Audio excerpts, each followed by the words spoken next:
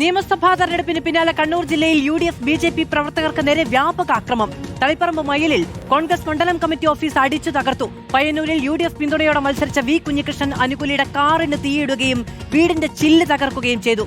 അക്രമങ്ങൾക്ക് പിന്നിൽ CPM ആണെന്ന് കോൺഗ്രസിന്റെ ആരോപണം.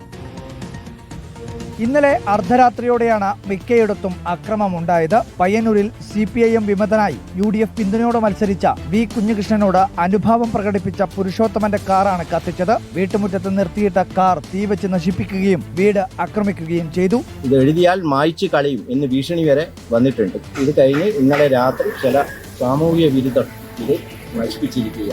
കാറമേലിൽ വി കുഞ്ഞികൃഷ്ണന്റെ പ്രചരണത്തിനായി ചുവരെഴുതിയ KP രേഖയുടെ ഉടമസ്ഥതയിലുള്ള മതിൽ തകർത്തു. തളിപ്പറമ്പ് മണ്ഡലത്തിലെ മയ്യിലിൽ കോൺഗ്രസ് ഗാന്ധിഭവൻ അടിച്ചു തകർത്തു.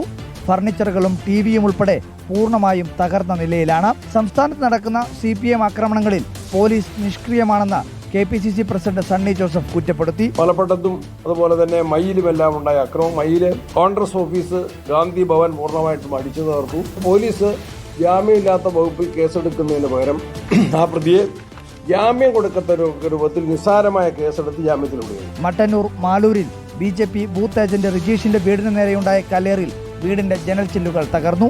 ജില്ലയിൽ പലയിടത്തും നിലനിൽക്കുന്ന സംഘർഷ സാധ്യതയുടെ പശ്ചാത്തലത്തിൽ പോലീസ് കനത്ത ജാഗ്രതയിലാണ്. റിപ്പോർട്ടർ, കണ്ണൂർ.